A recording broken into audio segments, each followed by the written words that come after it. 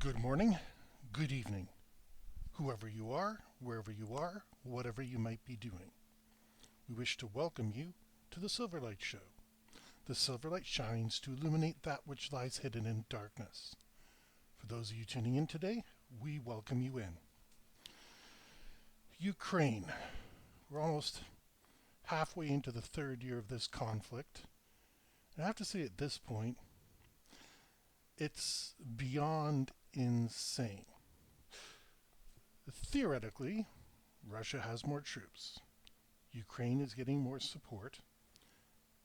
But after 3 years, there's just no point to this war. Putin is former KGB, and he should understand better than anybody that you don't you don't win by sending more troops into a no-win military quagmire. But that's precisely what he's doing. Ukraine, they're fighting for their existence. Um, they have the possibility of winning freedom from the USSR, well, from Russia, and making it their own place. But so many bombs have been dropped, so many lives have been sacrificed. What are they really fighting over? Sure, there's oil in Ukraine, there's grain, but it's not like a big reward for winning. And all these lies on both sides are being sent into the front is going to make up a lost generation, much like what happened after World War I.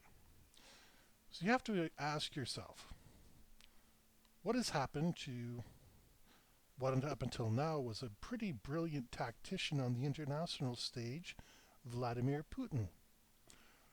And I'm going to suggest to you that he might be acting under the influence of somebody that we don't know. Now, who can that be? Before Putin consolidated control, gangs were everywhere in Russia. And these are not gangs like we have. These are gangs that had contacts in the Russian military where they could literally make a jet appear overhead. They had food and resources when most people were getting by on their kitchen gardens. Putin came into that world as a former KGB agent. That's why he walks so funny, because he's got his arm slung at the side, ready to grab a pistol out and be ready to go. I'd be surprised if he wasn't armed every minute of the day, in addition to his bodyguards and whatever they call the security force over in Russia today. He's been setting it up for the past 20 years where he has a prime minister he can trust and they swap president and prime minister, and Putin is available to do whatever the heck he wants. He's a student of history. He knows what's going on. So why is it he can't see the disaster that he's walking into?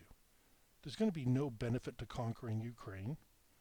So you get to move a couple of Russians in. Great. Are you trying to repeat the Holodomor? The Holodomor was from the 1920s when Stalin decided there were too many Ukrainians and not enough Russians.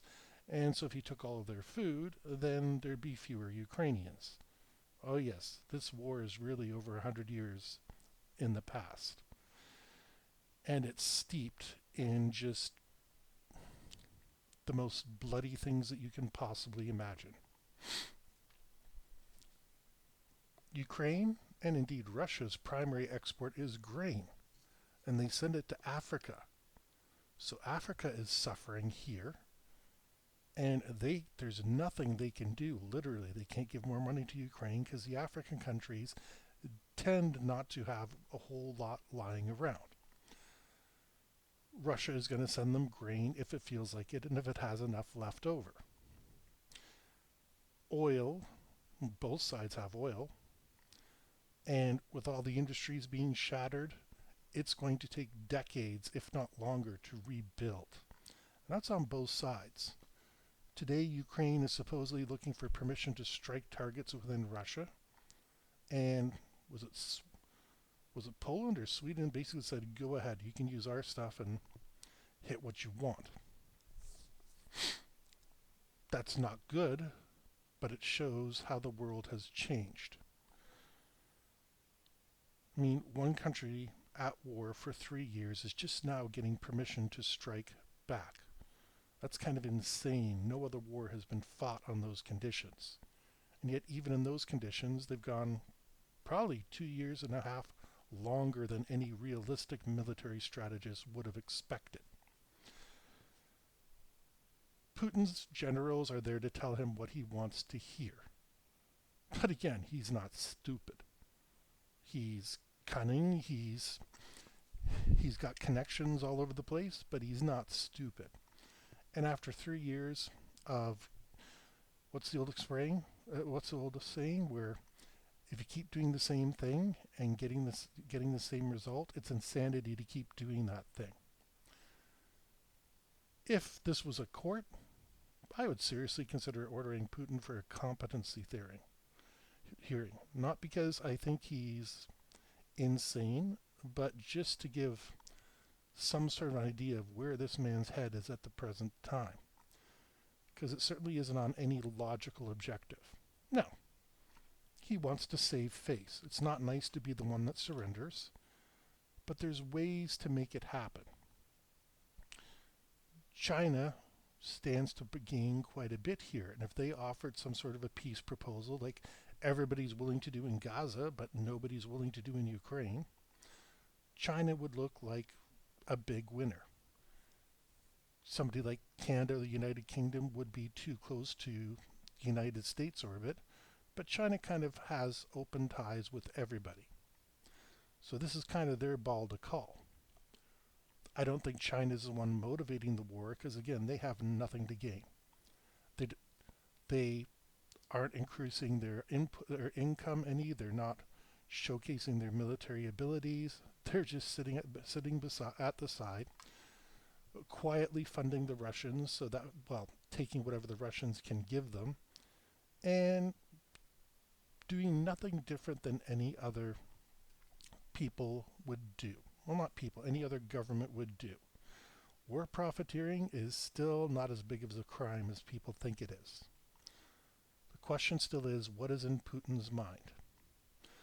Well, chances are when you call in a favor, you have to do a favor. And that may be what we're seeing here. I mentioned in my video on conspiracies that there's all sorts of backstage politics that came in. And I don't think Putin was terribly opposed to invading Ukraine, but somebody else obviously had something that they wanted.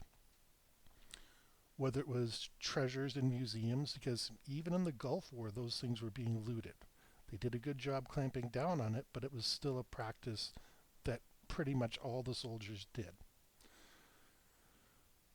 Like I said, it's not for their industrial technology, it's not and this is no insult to the Ukrainian engineers and who are all doing the best jobs that they can, but it's more of a case of Ukraine was an industrial powerhouse between World War II and 1990, and since then they've been horribly neglected.